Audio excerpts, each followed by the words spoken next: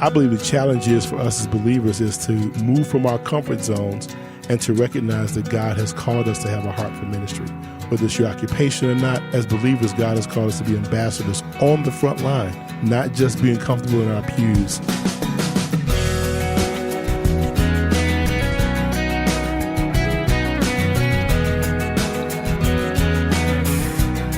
Welcome to First Person, a weekly conversation with people from all walks of life who have a story to tell of God's faithfulness. I'm Wayne Shepherd. My guest this week is Milton Massie of Here's Life Inner City. I'll introduce Milton to you more fully in a moment. But be sure to visit our website, firstpersoninterview.com, for up-to-date information about recent interviews and even an archive of past programs you may have missed. Again, we're found online at firstpersoninterview.com. I've lived in Chicago for over 35 years. It's a great city, but like any urban area, there are some pretty tough neighborhoods. Milton Massie knows that well, but he also knows it's a mission field that is no less important than any other. He's dedicated to seeing churches and people mobilized so that every Christian becomes a multiplying follower of Jesus Christ who's engaged in meeting the needs of the poor. Along with John Sather, Milton serves as a national leader of Here's Life Inner City, part of Campus Crusade for Christ. I met with Milton in Chicago's Agape Center in the Roseland neighborhood, and I started by asking him about his mission in life. I believe that as a believer in Jesus Christ, my major commitment is to actually see people become multiplying reproducers of Jesus Christ from their life to the next life, bringing a person from new birth to maturity. That is my mission in life. That is what I want to see the Great Commission, the Great Commandment, and the Great Concern fulfilled, in that there's one, the Great Commandment that we need to love God and love people. There's the Great Commission that we need to make disciples. And there's the Great Concern that we need to be concerned for the poor. And those are the things that Jesus, in all of Jesus' ministry, they were sown in and out of everything he did. And so here at the Agape Community Center, a part of Campus Crusade for Christ, for the last 30 plus years, really since 1980, I served as a student first, and then back in 92, took over the role of being the director, and that's been for now, it'll be 18 years in 2011. That mission of yours could have taken place and could take place anywhere, many places around the world. Yes. Why here? Why the inner city of Chicago? Why the Agape Center?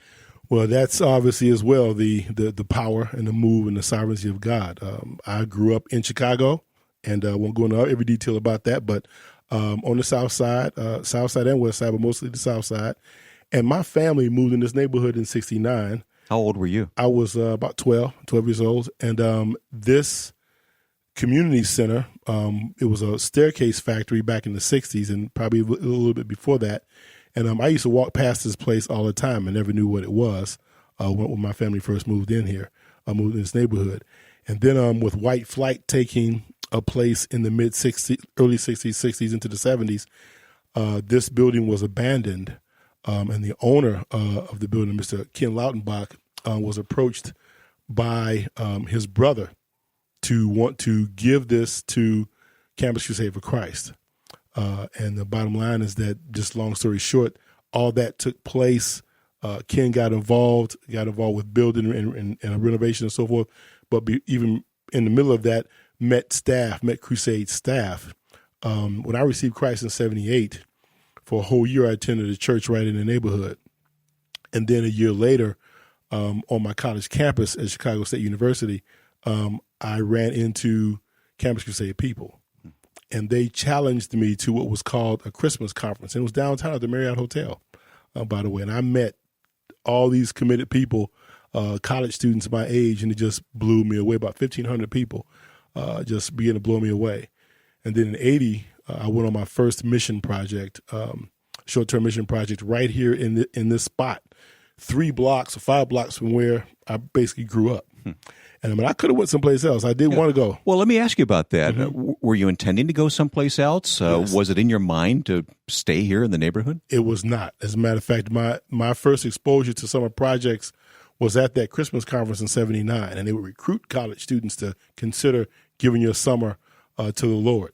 I went to a little presentation, and I was going to go to Wildwood, New Jersey, for a beach project. I wanted to get out of Chicago. That sounds nice. Exactly. I wanted to get out of Chicago, but I met some people who were from the Chicago area due to that one staff that I met on my college campus. He introduced me to his director, a man by the name of Dave Scott. Dave asked me what was I going to do this summer, that summer. I pulled out the brochure for the Wildwood, New Jersey project. He looked at it and he said, "Do you know that we have a project right around the corner from where you grew up?" I'm going, "Really?" And he tells me of the place, and I showed him the brochure. He tears the brochure up and says, "I want you to fill out another one and consider this one." And so I did that June of 80. That's a long time ago. A long time ago. That's like 30 years ago. And here God has placed you now. There's a transition coming. We'll talk about that. You're not going anywhere, but a transition of responsibilities. We'll talk about that in a moment. But so much has happened here at the Agape Center. I've seen some of the outreach personally that you do here. Mm-hmm. But something happened that grabbed national attention literally right outside this window right here. What happened? Yes. Well, that was just the reality that the violence in this community, and not just this community, let me say the entire nation, actually every urban center across this land has the reality of issues that happened with this young man last year, Darren Albert. Bottom line is that there was a fight that took place, and it wasn't just a regular fight. It was mob action, and a young man lost his life through a beating. And it's something that we still as a team are experiencing the fallout from that, but it's not known to everybody else. It's just the reality that you don't emotionally just keep going after you see something like that happen. And since that time, we've ministered to kids who were out there and who were kind of in the fray, but didn't get hurt to the degree that Darion did. He was not a part of our program, but we have regular ministry to high school students, particularly Finger. That was one of those. It's almost a year ago this month. Such a tragedy, and there have been many other tragedies around here and all over the nation since that time. But how have you seen God work through this situation? What's an example you've seen of God's hand in all this? Well, there's so many different ways and ones to choose from. Is hard. I think that it was a way that we began to kind of have a bit of a wake-up call to determine, are we here for the long haul or not? It was one of those experiences where you have been giving of yourself, and you can begin to think a little bit of having a little bit of an entitlement mentality. That God, I'm serving you, so there should be just a bunch of rewards, on this side, and shouldn't experience something like that. But it did happen, and as a result, it wasn't just that event, but that event kind of just kicked off a ton of other things for the whole year that began to be a challenge to us. So I think it solidified us as a team. But secondly, I think as far as an example to the neighborhood, it's just a reality that people begin to realize what we're here for. Yeah, that was my question. Did the neighborhood wake up as to your ministry here and the hope that you offer as contrasted to the violence that took place outside your door? There are those who did. There are other ministries that recognize that, and there are even some secular organizations that recognize that. But honestly speaking, I'd say that we've been trying to fly beneath the radar, but we can't be anymore. We're not beneath the radar anymore. That event, in many instances, it shoved us out in the light, even though we have to remain focused on what we do. Milton, I know there's no easy answers to this question of violence and what's going on in our American cities, particularly in the past year or two, where it just seems to be out of control at times. No easy answers, but what is your challenge to us, regardless of what neighborhood we live in? Sure. I want to be honest about that, because there are two things the Lord reminded me of in that situation. One, he said to me, Milt, you need to keep your face to the plow. Don't get distracted. Recognize that this actually is biblical, meaning that the level of violence and the level of things that's going to happen in our world, 1 Timothy chapter 4 and 2 Timothy chapter 3, deal with what it's going to look like in the last days. And I believe we're there in regard to, at least if we're not there, we're so close, we are. I believe the challenge is for us as believers is to move from our comfort zones and to recognize that God has called us to have a heart for ministry, a heart for service, whether you're a full-time laborer or not, whether it's your occupation or not. As believers, God has called us to be ambassadors on the front line, not just being comfortable in our pews, no matter what it is. But remember that the message should never change. The methods may vary, but the message still needs to be the unchanging power of the gospel. Does it frustrate you that the church doesn't seem to be paying enough attention? It frustrates me on this level that we in America have a brand of Christianity that is based on comfort and entitlement and is not based on a commitment to be servants and to really be soldiers. There's one verse that the Lord has been speaking to me in, well, there are three, but there's one in particular. 2 Timothy chapter 2, verses 3 and 4 says to endure hardship like a good soldier of Jesus Christ, or endure suffering. Then he says no soldier involves himself in civilian affairs. He says why? In the ESV, English Standard Version, it says his aim is to please the one who enlisted him in his service or in his army. So where is my focus? My question of the believer is, where is your aim? Is it to be comfortable and to live according to entitlement, which a lot of teaching is out here, which was erroneous? Or is it to please your commanding officer because and to avoid being entangled in civilian affairs? In just a moment, we'll continue this conversation with Milton Massie on First Person. Next week, two guests join us. First of all, Max Lucado. To him who much has been given, much is expected. And to use that to call other people to open up their eyes to see the blessings that we have. And then secondly, Dr. Kevin Lehman. I didn't come from a perfect home, but a message to parents everywhere in this book is, hey, step up and believe in your kids. Two distinct personalities in one program when you join us next time with Max Lucado and Kevin Lehman here on First Person. Let's continue our conversation with Milton Massie. We're talking about 2 Timothy 2, verses 3 and 4. What is our aim in life, and who are we serving? I mean, it's one of three verses that God has been speaking to me about, because I realize that it is easy to develop a hardened heart. And then two, it is also easy to have your thoughts led astray by the evil one as he cunningly deceived Eve from appearing some devotion to Christ. Well, I have to challenge myself with the same verse from 2 Timothy. What is my aim in life? Is it to be comfortable? Is it to please somebody else? And we have, in this ministry with Campus Crusade, with Here's Life in the City, we're here in Chicago locally, we have experienced a level of success over the 30 years that has brought us consistency, integrity. People know who we are, who know what we do. And the bottom line is that you can just think that, okay, this is it. And we don't want to change. We don't want to be challenged. We don't want to lead on another level, on another capacity. We don't even want to see us get to the point where we're drawn on by others for more ministry. This is very fresh to you because there's transition happening in your life right now. Now, you're not going anywhere. No. You're going to stay in this office overlooking this neighborhood here in the Agape Center. But God is leading you into another arena of leadership, isn't he? Yes. Right now, over the last, there's actually been the last 2 years or so that our ministry under Campus Crusade, Here's Life, has been in a leadership transition. And as a result of that, or a succession plan, and as a result of that, myself and a colleague of mine from the Twin Cities, John Sather, has been named as the national director for our ministry. I've been named as his associate. And so it means that my emphasis or a lot of my focus is going to become more national and even global in terms of what I'm supposed to do here. All right. Why not leave the neighborhood and go to some national office and do that? That'd be excellent to do it. I mean, that's what we do. That's what we tend to do in most instances.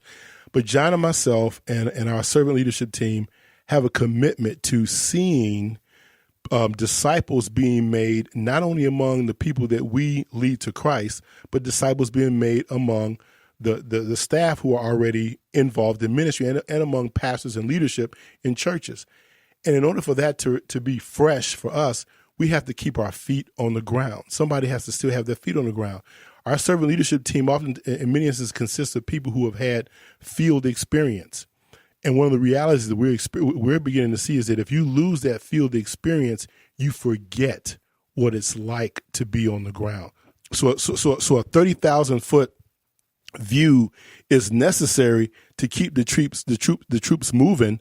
But at the same time, that person from that 30,000 foot has to keep their feet on the ground to be able to understand what that field person is going through. So there's got to be a meeting of the two.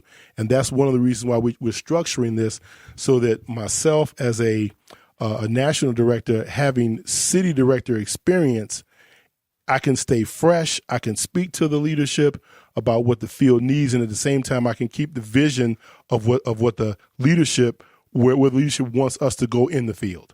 That's a good principle in any arena of life, including ministry. Yes, it is. I think. Yes, Was it a tough decision for you, though? Absolutely. I mean, you talk about wrestling with that or struggling with it. Truthfully, from a personal level, I'm comfortable. You'd spent how long here? 30 years. I mean, by the time it'd be, in 2011, I would have been the director for 18 years, but I came into this ministry at about 23. Did you think maybe you might have to leave to take on this new responsibility? Well, I mean, usually within Crusade and within other ministries like this, the issue of moving people around and having people leave, when that is is kind of a standard practice. That's normally what happens. It's normally what happens. But when you talk, there are two ministries that I think are twins, and I think that's ministry in the city and ministry overseas. And in both of those ministries, you need consistency. They're both mission fields. In both mission fields, you need consistency. People are used to folk just being transient. When there's consistency, people begin to, it may take people a long time to recognize that, but if you've been a mainstay, they pay attention, they're open, even if they've kind of gone along in their life, maybe even gotten away from what you taught them. They recognize, wait a minute, you're still here. You're still here. And that's important to them. So it's not only for stability, but it's even for future recruiting. So we can get people to understand, when you commit yourself to this, you need to be willing to commit a life to it. But did you struggle? Oh, man, I didn't. One is because of the fact that I like what I'm doing. I mean, I liked leading as a city director. I mean, I could do it without, this is going to sound terrible, but I could do it without trusting God because it was so habitual. It was just something I just did. But that's therein lies the area of the need for growth. Maybe that's why God pushed you in this direction to teach you the lesson, huh? Exactly. So I'm in that process. I'm learning. I'm in a program that Crusade is doing for future development of leaders. And so simply it's just basically helping me grow personally, as well as it's increasing my capacity, but not just in terms of performance. That is one aspect, but it's really about personal, spiritual, and emotional growth. Tell me more about Crusade's vision for developing young leaders. That's over the last actually 5 going into 6 years, there's a program called Senior Leadership Initiative that Campus Crusade began to start. Our mutual friend Bob Teedy. Bob Teedy, exactly. He's one of the design members of this particular initiative. And the question came to them, or the realization that Crusade is aging. It is a middle-aged organization. And because of that, if we don't begin to pay attention to the future, where is our relevance in the next 5 years? The concern is that, are we preparing leaders who have our values of the history of Crusade, but at the same time, how is that being matched with this current culture and where we want to go, where God wants to take us in the future? Let me just stop you there, because that issue that Campus Crusade for Christ is wrestling with needs to be addressed by many organizations. Absolutely. I mean, the church needs to continually pay attention to that as well. Our commitment to the Great Commission, to the Great Commandment, to the Great Concern is a mainstay. But how is that lived out in this current culture that is Comcast speed and is change? Yeah, everything's changing rapidly. So yes, it's something that the church, as a matter of fact, one of the, just side notes, one of the kind of findings I've been involved in as a result of some of the research we've done, or this particular program we've done this research, we began to talk to people who are from the Southern Baptist Convention. As we talk to that leadership represents a mainstay, stability. Southern Baptist Convention, I mean, we're talking some of the best, well-known preachers and well-known churches, and people who send people to missionary work all over the place. But they're concerned about how they will be relevant 5 years from now, and what this current culture, how this current culture responds to the gospel. How do we approach it? And we began to listen to them begin to concern, we said, wait a minute, if they're concerned about it, we better pay attention to this too. You know, as I hear you describe this two levels of leadership, one, the flyover, the 30,000-foot level, and then boots on the ground. Boots on the ground, right. The communication and the lessons go both ways. Yes, they do. Yes, they do. Well, one of the things that's very real is that you want to make sure that your leadership 30,000 feet, come in or fly down once in a while. Come in for a landing once in a while so that you can say, well, hey, okay, am I on the right track? Yeah. Are we going the right direction? How am I doing as a leader? That kind of feedback is necessary. From the person who's on the ground, the foot on the ground. They need to continually establish and remember, or not just establish, but maintain trust. Trust in their leadership. That their leadership is not trying to lead them astray, because everybody just gets so caught up and busy in whatever they're doing. And it's important for us to have a meeting of the minds. Where do we come together and reevaluate and say, hey, here's how we're making progress. Let's celebrate. Okay, here's areas where we can see more fruit produced. Is this also an opportunity to see your ministry multiply, in a sense that others will come alongside you to pick up the local responsibilities while you take on some of the national responsibilities? So that's another opportunity for growth on their part. Yes, it is. I mean, here's a reality. You can be so focused, and as I said, for 17 years being a city director, that I wasn't really thinking about leadership succession directly or intentionally. I'm thinking about osmosis is going to happen, right? The guy's just going to show somebody up. Here's this person. Here he wants to be the leader. No. Leadership that actually is effective and leadership succession plans that are actually successful are those that are focused on, in many instances, growing and cultivating their own leaders intentionally. Are you training someone to take your place? Yes. Are you training someone to take your place? There are some people right now who have identified they are in this year. They've already been identified as the ones to replace me. Those individuals will be groomed even more intentionally over this next year. And so I'm committed to that, but not only for them, but for our entire team. And we want this to become part of the DNA of how Campus Crusade works. How are you replacing yourself? Are you thinking 5-10 years from now? And who's going to be the person who's going to sit in your spot? And where can you yet be in a position where more fruit can be produced out of your life? It's a John 15 passage where Jesus says, not only, he says, it's to the Father's glory that you bear much fruit. And then he says, so proving yourselves to be my disciples. The challenge for me from that passage is that I can say, Jesus, I have fruit already. What are you doing? I mean, here's fruit right here. What's the issue here? And Jesus is like, yeah, I see it, but I want more. It's not as a taskmaster, but it's to the Father's glory. So who am I here? Again, what is your aim? Is it just so I can say I've got a nice, comfortable ministry, or is it so that more fruit can be produced so the masses glorified? I really appreciate Milton Massie and the challenge to all of us today. What is your aim in life? Who are you serving? If you'd like more information about Here's Life Inner City, a ministry of Campus Crusade for Christ, visit our website, firstpersoninterview.com, for links and more. This conversation today with Milton will also be archived on the website if you'd like to share it with someone else. What's coming up next week? A couple of authors will join me. Between them, they have written dozens of books with millions in print. So 2 conversations next week. First, Max Lucado will talk about his writing and his passion for outreach in Africa. Then Dr. Kevin Lehman on how to have a new you by Friday. 2 very different personalities will join me next week. Check it out online at firstpersoninterview.com. Now, with thanks to my friend and producer Joe Carlson, I'm Wayne Shepherd.